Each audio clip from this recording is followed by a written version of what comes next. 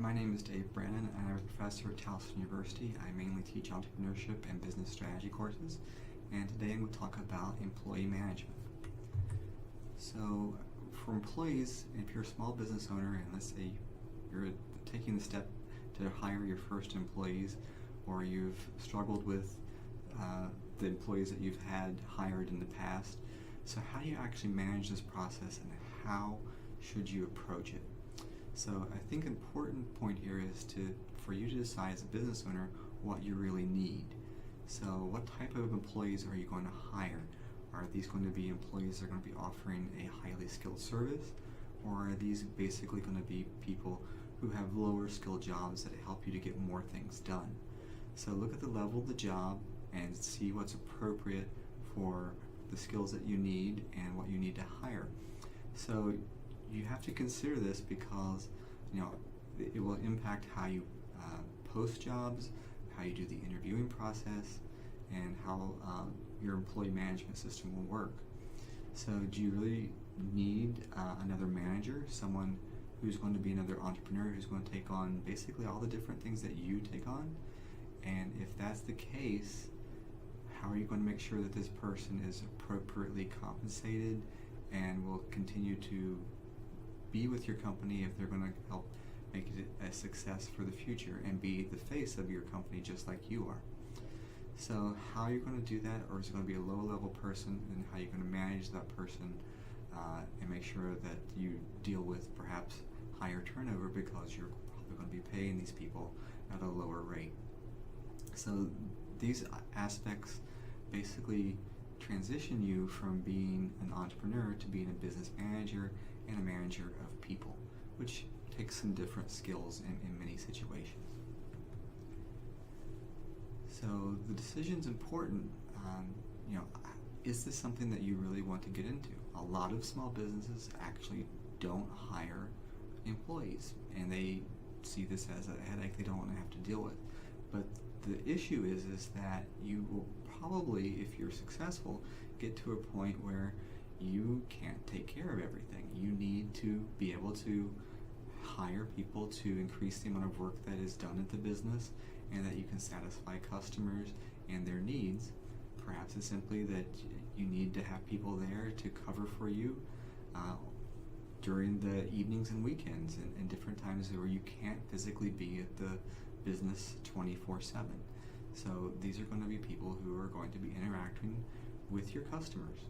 So it's important that you do this process well, because these employees are going to be the face of your business perhaps when you're not there. So consider this and how important it is, and devote the appropriate time to hiring and managing your employees. So where do you find employees and where do you attract them? Here's a list of some different places you can consider. Maybe you hire someone to help you.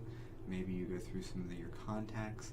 Maybe you decide to hire another company to provide services for you, and you pay them to manage the employees for you. And that would be the outsourcing aspect.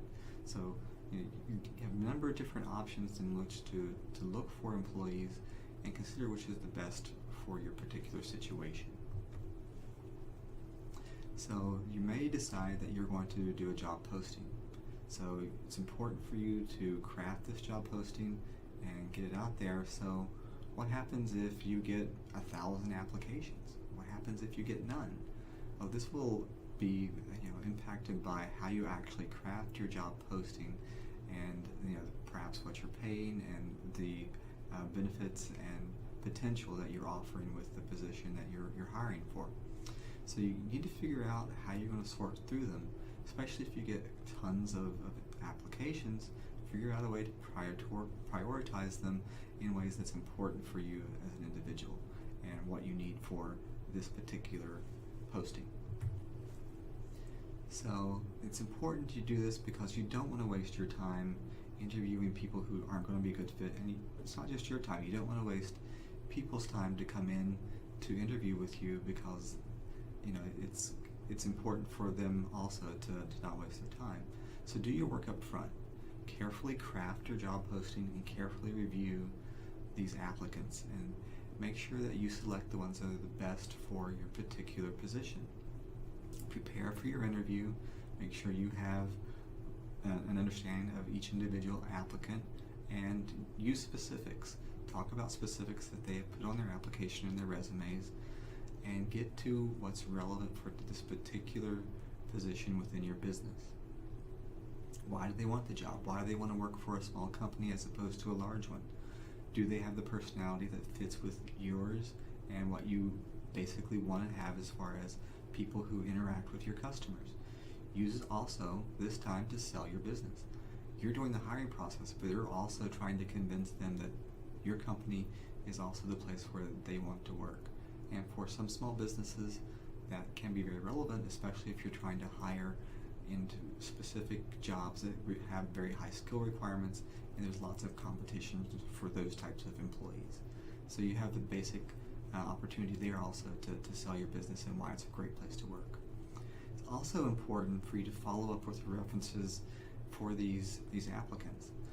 You know, there are situations where people will not be honest on their applications, and may assume that because you're a small business, you're not going to actually follow up and check because you may not want to take the time to do that.